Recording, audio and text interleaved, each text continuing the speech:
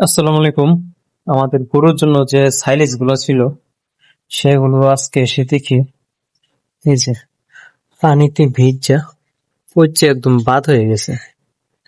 মূলত সাইলেজের বস্তা ছিল 3টা, তো 2টা খাওয়ানো শেষ। আজকে এটা খাওয়ানোর জন্য ধরছিলাম, কিন্তু বস্তাটা খুলে দেখি মানে এত পচা গন্ধ আর সাইলেজ গুলার থেকে।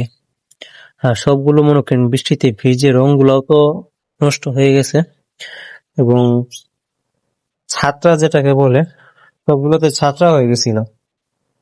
তো এটা সম্ভবত বৃষ্টির পানিতে হয়তো পানি ঢুকছে এটার ভিতরে, আর না হলে যখন কিনা আনা হয়েছিল তখন থেকে হয়তো এটা পচা ছিল। নাহলে বৃষ্টির পানিতে সাথে 2টা বস্তাও ভিজছে, সেই 2টা বস্তার কিছু হয় নাই, শুধু এটাই পচে গেছে।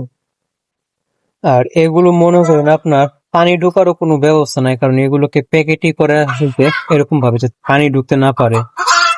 তো এটা আমাদের যতটুকু ধারণা, যখন নিয়ে আসা হয়েছিল তখন থেকে এটা পচা ছিল।